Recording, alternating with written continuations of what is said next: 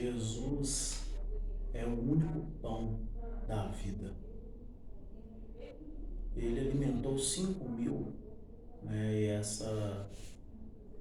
esse fato histórico, né, no decorrente, o tanque de Bethesda, que foi estudado aqui, eu acho até a pronúncia, tem que tomar muito cuidado, porque a pronúncia pode ter sido feita, Betesda, né? O tanque de Betesda, que foi relatado no antigo estudo que a gente fez, né, no vídeo 248, ele data mais ou menos por volta de 31 DC, né, depois de Cristo. E esse relato aqui da alimentação de 5.000 pessoas, né, foi mais ou menos datado em 32 depois de Cristo.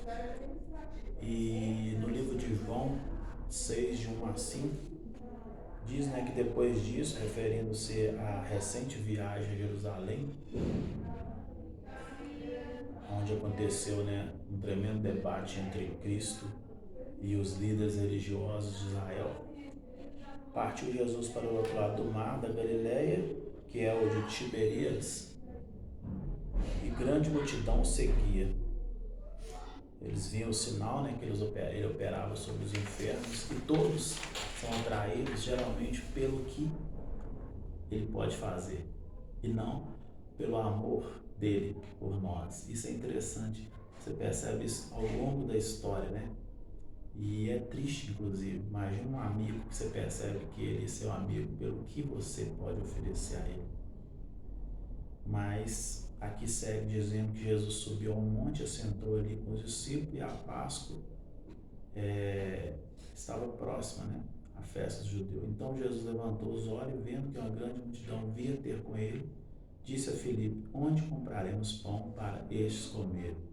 Ele sabia o que fazer, provavelmente ele tinha discernimento já do Pai, né, para aquele momento, ou aguardava, né, que ele lhe desse o discernimento, nunca recorreria, como nós nunca devemos recorrer ao homem, porém ele queria talvez testar, né,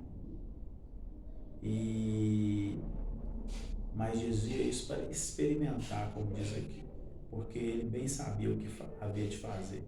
Respondeu então Filipe: 200 denários de pão não me bastarão para que um deles tome um pouco. E um dos seus discípulos, André, irmão de Simão Pedro, disse: está aqui um moço que tem 5 pães de cevada e 2 peixinhos.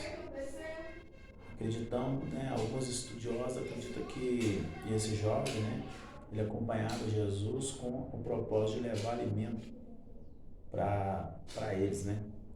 Mas que isso para tanto?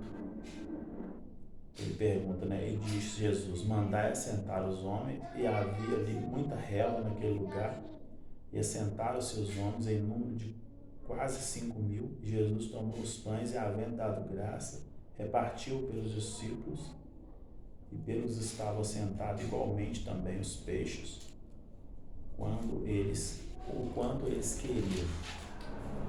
E quando estavam saciados, disse aos discípulos para recolher os pedaços de sobrecoxa, para que nada se perdesse. Recolheram, pois, encheram 12 cestos de pedaços dos 5 pães de cevada que sobejaram os que haviam comido. Vendo, pois, aqueles homens o milagre que Jesus tinha feito, diziam: este verdadeiramente é o profeta que deveria vir ao mundo. Sabendo, pois, Jesus que haviam de vir arrebatá-lo para fazerem rei, retirou-se para o monte. É interessante que Jesus alimenta a multidão, né, mostrando o poder não de só alimentar o espírito e a alma, mas alimentar também o corpo. Então é uma forma, né, dele mostrar o poder que ele tinha para fazer. E agora relata Jesus andando sobre as águas, né, em João 6, de 16 a 21, diz: e quando veio a tarde, seus discípulos desceram para o mar, e entrando em um barco, atravessaram o mar em direção a Cafarnaum. E era já escuro e ainda Jesus não tinha chegado junto a eles. E o mar se levantou porque um grande vento soprava. E tendo navegado uns 25 ou 30 estádios, viram Jesus andando sobre o mar e se aproximando do barco. Tiveram medo, mas ele lhes disse: sou eu, não temais. Esse parte aqui é interessante, que a tradução literal, né, eu sou, não temais, de fato, está dizendo, né, que ele era o grande eu sou do Antigo Testamento, né, ou seja, Jeová. Então eles de boa mente o receberam no barco, e logo o barco chegou a ter para onde iam. A demonstração tanto da repartição dos pães ali, como esse momento agora, né, de angústia deles, e essa prova dele, né, do poder dele ali, de que ele era enviado do Pai, e o Pai fez todas as coisas. Como nós temos que ter essa visão de que ele fez todas as coisas, e ele sabe de todas as coisas. Então, o único que nós podemos recorrer é a ele. Ele manda seu Filho nesse propósito de nos resgatar de nós mesmos, porque nós somos incapazes, nós somos falhos, nós somos imperfeitos. E sempre que olharmos para nós, iremos falhar. Mas ele, só ele tem a fonte, né, de todas as coisas. Ele sabe, né, de todas as coisas. E só ele pode tudo. E dando sequência aqui, nós temos sobre o pão da vida, né, que reafirma essa ideia dele como o pão da vida, né, como o que tem todas as soluções. Só ele, né, pode todas as coisas. E diz que no dia seguinte a multidão que estava do outro lado do mar, quando viu que não havia ali mais do que um barquinho, a não ser aquele no qual os discípulos haviam entrado, e que Jesus não estava com os seus discípulos, mas com os seus discípulos tinha ido sozinho. Contudo, outros barquinhos tinham chegado a Tiberíades, perto do lugar onde comeram o pão, havendo o Senhor dado graça. Acredita-se que alugaram, né, barcos e para ir ao encontro, né, à procura dele, sempre nesse intuito. Até hoje parece que não mudou. O que ele pode nos dar? O que ele pode nos oferecer? Vendo, pois, a multidão que Jesus não estava ali, nem os seus discípulos, entraram eles também no barco e foram a Cafarnaum. E achando no outro lado do mar, disseram-lhe: Rabi, quando chegaste aqui? Que ele não respondeu, né? Jesus respondeu-lhe e disse: na verdade vos digo. Respondeu de outra forma: buscai não pelos sinais que vistes, mas por que comestes do pão e vos saciaste. Por que comeram e saciaram? Por que ele multiplicou? Talvez, se eles não estivessem saciados, nenhuma quantidade os fartaria. Mas esse saciar, né, que diz tudo sobre Cristo, porque ele é o único que pode saciar. Como o Salomão diz, né, o homem come e nunca se farta. Mas ele não só dá o alimento, tanto espiritual como material, a ponto de nos saciarmos, não termos mais ansiedade, não termos mais, né, essa angústia, essa busca incessante. Muito interessante ter essa percepção aqui. Trabalhai não pela comida que perece, mas pela comida que permanece para a vida eterna, e qual o Filho do Homem vos dará, porque a este o Pai, Deus o selou. Disseram-lhe, pois, que faremos para executar as obras de Deus? Jesus respondeu e disse: a obra de Deus é esta, que crê naquele que enviou. Disseram-lhe: por que sinal pois fazeis tu? Então eles disseram-lhe: pois, que sinal, né, pois fazes tu, para o que vejamos e creio em ti. A indagação, mesmo depois de ele ter, né, feito esse milagre: que operas tu? Nossos pais comeram maná no deserto, como está escrito: deu-lhes a comer o pão do céu. Disse-lhes, pois, Jesus: na verdade vos digo, Moisés não vos deu o pão do céu, mas meu Pai vos deu o verdadeiro pão, porque o pão de Deus é aquele que desce do céu. Então lhe disseram: e dá, né, a vida ao mundo. Então eles disseram: Senhor, dá-nos sempre deste pão. Jesus lhe disse: eu sou o pão da vida, e aquele que vem a mim não terá fome. A quem crê em mim nunca terá sede. Ele mostra a necessidade do homem de ter sempre essa certeza de não por si só. Por mais que você deixe de fazer algo que você acha que vai religar, que vai fazer de você especial, que vai fazer você diferente, mas você vai ser dependente. Talvez aquele ali que está pecador ali, ele se sente muito mais conectado por ver quanto ele é miserável. E aqui ele passa, né, essa necessidade do homem, essa dependência, como o maná ali, né, que desce e descia só por um tempo, só por um dia, não para juntar para todos os outros dias, para não precisar mais dele, né? A necessidade de tê-lo dentro de você, dele transformar você de forma a você ver sempre a necessidade de Cristo. Mas já vos diz que também, contudo não credes, né? Todos o que o Pai me dá virá a mim. O que vem a mim de maneira nenhuma lançarei fora, porque eu desci do céu, não para a minha vontade, mas a vontade daquele que enviou. A vontade do Pai que me enviou é esta, que nenhum do que me deu perca, mas que ressuscite no último dia. Como ele ressuscitou para uma nova vida, né? Nós também. Porquanto a vontade daquele que me enviou é esta, né? Que todos eu ressuscitarei no último dia. Eu os ressuscitarei, né, no último dia. Murmuraram, pois, deles os judeus, porque disseram: eu sou o pão que desceu do céu. E diziam: não é este Jesus o filho de José, cujo pai e mãe não conhecemos? Como, pois, dizer descer do céu? Então você vê que o entendimento, né? Quando você tem o entendimento, por isso que eu acho interessante a leitura da Bíblia cronológica, você vai atendendo os fatos. O homem ali no êxodo, a dependência de Deus ali no maná, o homem não percebe essa necessidade, ele se perde quando chega na terra prometida, já vieram sacerdotes, já vieram reis, já vieram juízes, né? Agora reis, todos sobem e caem como trigo no inverno, né? Como os homens são sucintos a cair, né? Mas o levantar é de Deus. E ele continua, e aí vem já lá no livro de Isaías falando do Messias, a necessidade de vir alguém que pudesse não só cobrir os pecados com o sangue do sacrifício dos animais, mas pudesse tratar o pecado na raiz dele, que seria Jesus. Não para que o homem sentisse especial perante os demais, mas para que ele visse a necessidade, né, de Cristo dentro dele.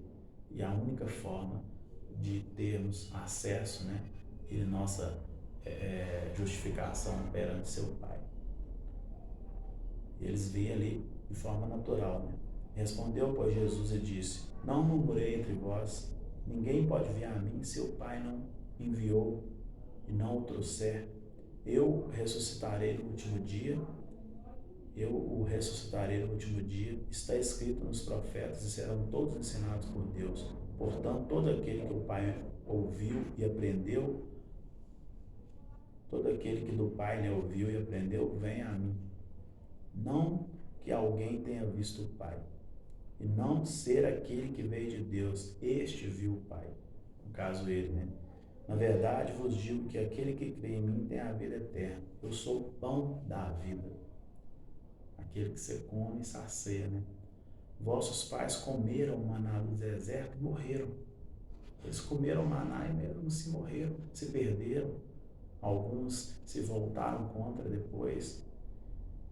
Este é o pão que desce do céu, para que dele comer não morra. Então você tendo, né? Você comendo desse pão que é Jesus, pão da vida, né? Você não morrerá. Não morrerá espiritualmente. Eu sou o pão vivo que desce, se alguém comer deste pão, viverá para sempre. E o pão que eu darei é a minha carne, a qual eu darei pela vida do mundo. Disputavam, pois, os judeus entre si, dizendo: como pode este nos dar sua carne a comer? Jesus, porém, lhe disse: em verdade vos digo que se não comerdes a carne do Filho do Homem e não beberdes seu sangue, não tereis vida em vós mesmos. Quem come a minha carne e bebe o meu sangue tem a vida eterna. E eu os ressuscitarei no último dia, porque a minha carne é verdadeiramente comida e o meu sangue verdadeiramente bebido. Quem come a minha carne e bebe o meu sangue, em mim permanece, e eu nele. Assim como o Pai que vive me enviou, e eu vivo pelo Pai. Assim, quem de mim se alimenta também viverá por mim. Este é o pão que desceu do céu. Não é o caso dos vossos pais que comeram maná e morreram. Morreram porque não entenderam, né, o significado daquela necessidade, né, dele dar o pão todo dia e não deles pegarem e guardarem para os outros dias como eles tentaram fazer. A necessidade, né? Ele disse essas coisas na sinagoga, ensinando em Cafarnaum. Muito, pois, sois dos seus discípulos, ouvindo isso, disseram: duro é este discurso, quem pode ouvir? Eles não entenderam também. Muitos dos discípulos, fora os 12, né, até se apartaram para ouvir isso. Sabendo, pois, Jesus em si mesmo que os seus discípulos murmuravam, disse-lhe: isso vos escandaliza? Quem seria, pois, se visseis subir o Filho do Homem para onde primeiro estava? O Espírito é o que vivifica, a carne para nada aproveita. As palavras que eu vos disse não são, as palavras que eu vos disse são Espírito e vida. Mas há algum de vós que não creem, porque Jesus bem sabia desde o início quem eram os que não criam e quem eram os que haviam de entregar, né? E quem era o que o havia de entregar. E dizia: pois isso eu vos disse, que ninguém pode vir para mim se por meu Pai não for concedido. Desde então, muitos dos seus discípulos tornaram para trás e já não andavam com ele, não aceitavam, né? E aí, por fim, nós temos a confissão de Pedro, né, em João 6, de 67 a 71, que diz: então disse Jesus aos 12: querei-vos também retirar? Respondeu-lhe, pois, Simão Pedro: Senhor, para quem iremos nós? Então é essa a pergunta. Você continua pecador? Você continua falho? Isso é natural, é humano. Nós somos criados seres imperfeitos. Só Ele é perfeito. No livro de Jó fala que nem os anjos Ele confia por serem imperfeitos. Mas você tem que aceitar a necessidade de Cristo em nós. Porque para onde nós iremos, senão para Cristo? Ele diz, né? Só tu tens as palavras eternas, e nós temos crido e conhecido que tu és o Cristo, o Filho de Deus vivente. Respondeu Jesus: não vos escolhi a vós os 12? Um de vós é o diabo. Ele sabia que existia, mas não sabia qual. O mal estava ali, como eu disse no outro estudo. E isso dizia ele de Judas Iscariote, filho de Simão. Até interessante dizer que Judas, né, um homem de Quiriote, era um lugar na Judéia, pelo que se sabe, né, era o único dos 12 que era da origem, né, da tribo de Judá, né, a própria tribo da linhagem de Jesus. Olha que curioso. Porque este o havia de entregar sendo um dos 12. Então, qualquer um de nós pode vir a negá-lo, mas não pelo não ser perfeito, não pelos equívocos, mas por não entender a mensagem, não compreender, não ter humildade de aceitar que precisa-se dele, que só através dele podemos acessar e ser redimido, né, por Cristo. Por isso a palavra justificado por Cristo. Amém?